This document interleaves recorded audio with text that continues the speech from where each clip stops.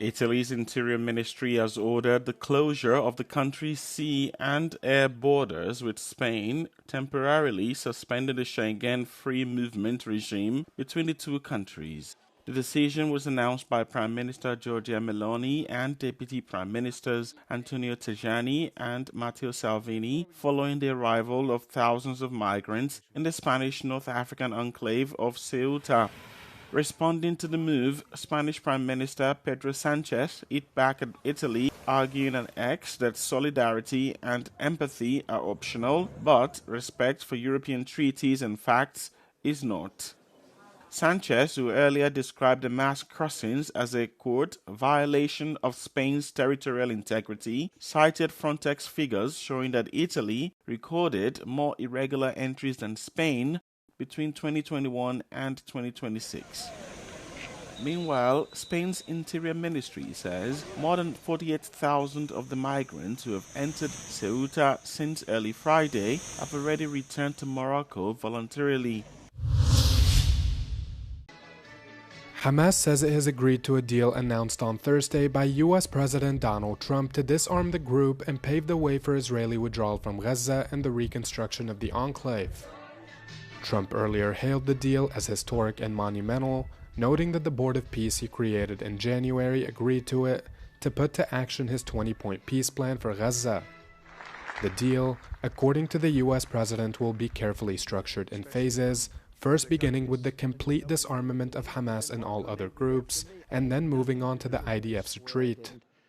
After both those steps are completed, a technocratic government run by former UK Prime Minister Tony Blair will then be appointed to work alongside Palestinian officials to govern the territory and oversee its reconstruction.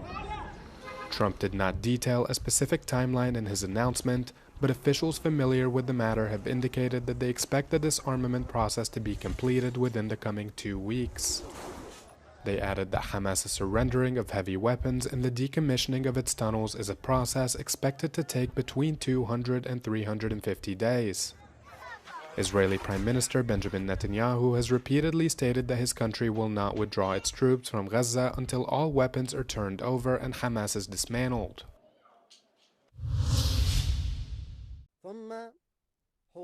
Yemen's Houthi leader threatened Saudi Arabia with full escalation.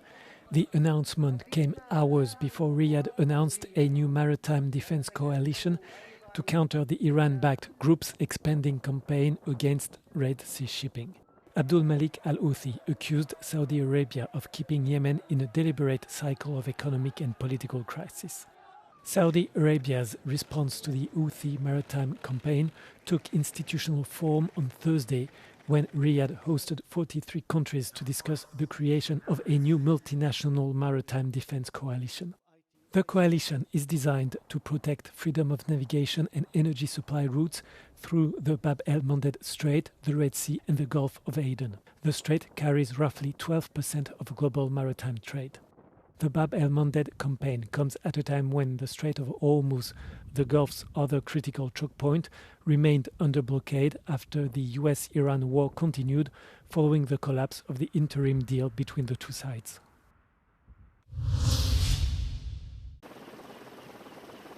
The United Kingdom has announced its plans to invest €9.8 billion for the next phase of its Dreadnought-class nuclear submarine program. BAE Systems has been tasked with delivering 4 submarines as part of Britain's nuclear deterrent. The Defence Secretary and I are here today to confirm, after the agreement that was reached around the Defence Investment Plan, £8.4 billion investment in the new Dreadnought class of submarine for our continuous at-sea deterrent. The investment was set to help the first of 4 submarines, the HMS Dreadnought, complete its sea trials and be ready to enter service with the Royal Navy in the early 2030s, Downing Street said. Burnham's government said the program would support 47,000 jobs and apprenticeships over the next decade. The European Union said it is ready to play a substantive role in an effort to resume talks on the Cyprus issue. Cyprus President Nikos Christodoulides welcomed Rafael Fito in Nicosia, marking the first visit by the Executive Vice President of the European Commission since his appointment as Special Representative for Cyprus. According to the Cypriot government, they discussed the next steps as well as the European officials' upcoming meetings with the parties involved. Following the meeting, Rafael Fito explained how he views his new mission. The European Union wants to give a very clear message. We want to work, to participate with a very important role in the process. We want to follow clearly the UN process, because it is very important for us to give our very important and positive contribution this way. The Cypriot government says it seeks to leverage EU-Turkey relations to advance the process. Foreign Minister Konstantinos Kombos described the meeting as useful and constructive. He noted that Nicosia is considering ideas and proposals for the next steps, but emphasized that Turkey's final stance remains decisive. Υπάρχει η δυνατότητα να έχουμε πρόοδο. Εμείς εργαζόμαστε για να δημιουργηθούν οι συνθήκες για να έχουμε αυτή την πρόοδο. Σε πάρα πολύ μεγάλο βαθμό όμως η απάντηση σε όλα τούτα τα ερωτήματα βρίσκεται στην Αγκύρα. Fito's visit, which also included a scheduled meeting with Turkish Cypriot leader Tufan Erdoğan, took place a few days after Antonio Guterres' meeting in Cyprus. The UN Secretary General said he hopes to convene fresh talks between the two sides, provided that progress is made with confidence-building measures and the methodology and substance of any talks that may take place. In their quest. World football's governing body FIFA has vowed to press ahead with a controversial private investment plan despite widespread opposition to the proposal. On Thursday, Europe's football union UEFA declared it would boycott future FIFA World Cup competitions if it went ahead with Gianni Infantino's plan. Later, North and Central America's CONCACAF shared that all 41 of its member associations also rejected FIFA's proposal to sell a stake in the business operations of the World Cup.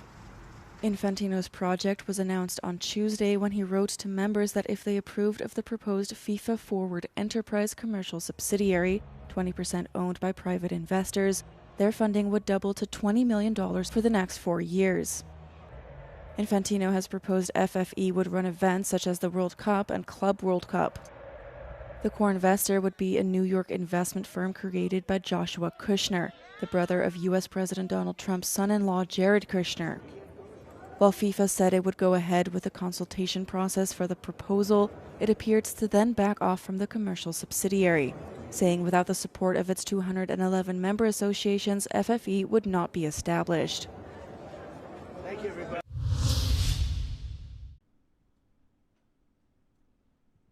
Anthropic's artificial intelligence models hacked 3 outside organizations during a test that was supposed to keep them away from real-world systems, the company said on Thursday. The announcement comes just days after rival OpenAI first revealed that its models accessed the internet and went rogue during security testing. Anthropic evaluated more than 141,000 evaluation runs and found that 3 different versions of its models, known as Claude, infiltrated other systems. The models involved included one of its most powerful ones, known as Mythos 5. Claude used basic techniques such as exploiting weak passwords and unauthenticated endpoints, the company said. Anthropic did not name the 3 impacted organizations.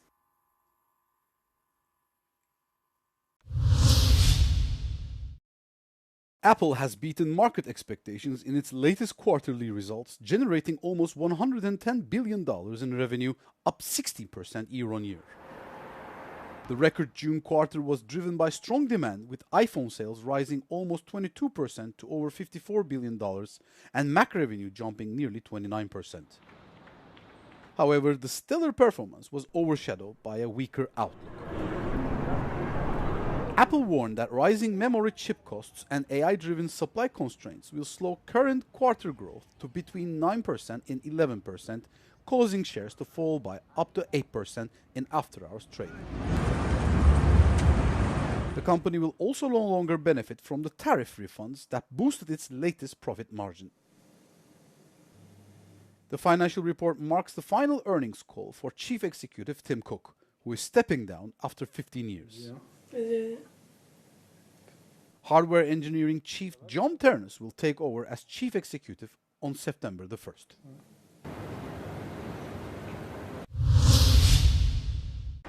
British oil and gas giant BP said on Friday that it had launched a process to market its North Sea business for a potential sale as it looks to focus on its, quote, highest value opportunities. According to a statement, BP said it believes their North Sea business will be better positioned as part of another company. The announcement came a day after new UK Prime Minister Andy Burnham signaled that he could take a more flexible approach to North Sea oil and gas production amid concerns about the UK's energy security and volatile global energy markets. It also comes amid US President Donald Trump's repeated call on Britain to ramp up oil and gas production in the North Sea. On Thursday, Burnham said he intended to take, quote, a pragmatic approach to developing and using the region's resources. BP's North Sea portfolio off the UK coast comprises 5 production hubs and employs some 1,100 people.